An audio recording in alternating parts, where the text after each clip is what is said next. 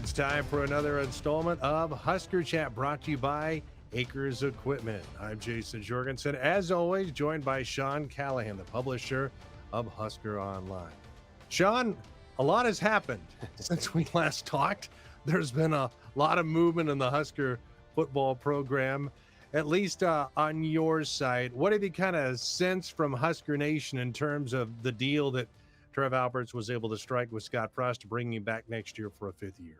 Yeah, it was far from an off week around the Husker football last week, Jason. And I think it was one of those tough weeks. And I said this all along. If they're ever going to make a move on Scott Frost, it was going to have to be obvious. And I still feel it's not in that area. I mean, I think you would have really split a lot of the fan base by parting ways at the 4-year point, especially with how close they've been in some games against very good teams this year.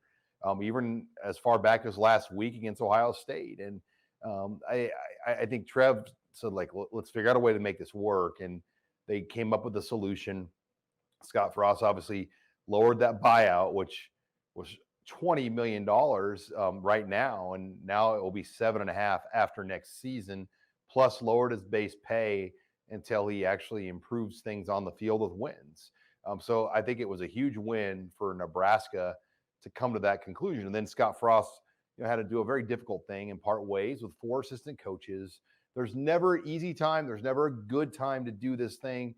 Sometimes you see coaches not fire guys, but just say, hey, find a job. I'll let you find a job. And you got until then. I think in this situation, they said, look, we got to make a statement that we're going in a new direction right now. And, you feel for all 4 of these coaches. But that's the business of coaching, and it's not fun when these things happen. But Nebraska hasn't gotten it done the last 4 years, and they've got to figure out a new way to get this thing fixed. How much of a challenge is that going to be for Frost to find assistant coaches in a year in which a lot of people realize Frost himself certainly will be on the hot seat from day one? Now, you follow this pretty closely. Will there be a lot of applicants who are okay with saying, hey, I got a 1-year shot here to help turn this thing around? Well, there's a few things there, Jason. 2-year contracts and maybe even a 3-year contract for the right coordinator that's guaranteed money. And if your salary can be doubled or who knows, tripled with the amount of money Nebraska can pay these hires, they essentially have $2.8 million freed up on the salary cap to hire 4 coaches. And I don't know if they'll spend all 2.8 of that, but that's the amount of money they have. And if you say, look, I can pay you 1.1 million, 2 years guaranteed, or even 3, I don't know if they'd be willing to do that. That's going to get anyone's attention. And coaches don't stay at schools very often for longer than 4 years as it is. So I think this, era we grew up in where coaches stay at a school for 20 years, it doesn't necessarily happen like that as much. So you would be surprised when you can double a guy's salary on a 2-year contract, how many people will want to bet on themselves and take that opportunity. But you're right, it is something to consider with, this could be it for Scott Frost if he doesn't have a good year next year.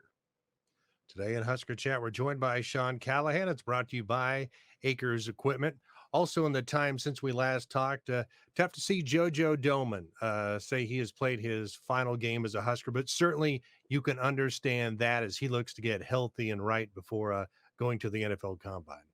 Yeah, had a hand surgery last week on Monday after the Ohio State game. Played one of his best games of his career against the Buckeyes. Tough deal because, right now he needed it repaired. If he kept playing on it, he could risk possible full reconstruction of his hand. And he's 24 years old. He can't really sustain another major injury if he wants to continue to play football at the next level. He'll be a 25-year-old NFL rookie next year. So JoJo Doman gave everything he could in Nebraska. He played 51 games here. He's ranked 11th all-time on solo tackles, just behind guys like Mike Brown, Broderick Thomas, to name a few. So he has given this program everything he could the last 6 years. Unfortunately, they couldn't have a great breakthrough win season like you would have liked to have seen for him. But I think he'll leave here as one of the more fan favorite players we've seen on defense the last few years. Well, this week it doesn't get any easier for the Huskers traveling to Wisconsin. The Badgers have been one of the more improved teams all year long. They got off to a rough start, but credit Paul Christ and his staff. They've got things headed in the right direction, and this is a very, very good defense that the Huskers will face on Saturday. Badgers are only giving up 7 points per game. Yeah, you look at Wisconsin, and they had the 3 early losses to Penn State and Michigan, and obviously Notre Dame. And I think we were like, well, this is finally going to be that 6-6 type year, or maybe they wouldn't even make a bowl game at that point. But credit Paul Christ and their program. Defense and running the football will always take you a long way. They play elite defense. They have all year, and they have finally found a way to run the ball at a way to win.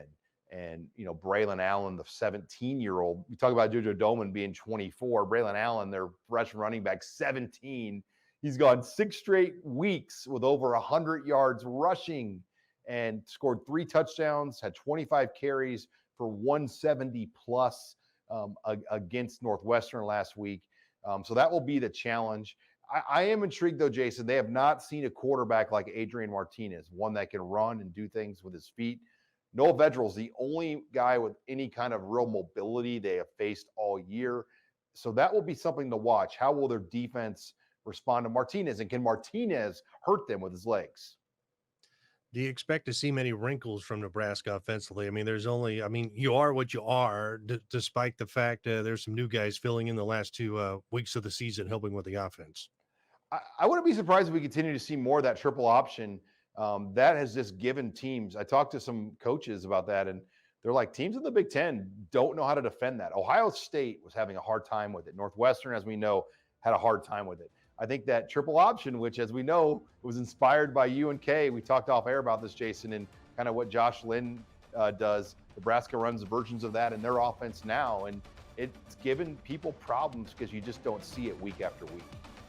All right, we'll see what happens on Saturday when the Huskers head to Madison. Sean, have a safe trip up north, and we'll talk to you next week. All right, thanks, Jason. You bet. And that was Sean Callahan, the publisher of Husker Online. Joining us for our Husker Chat is brought to you by Acres Equipment. I'm Jason Jordan.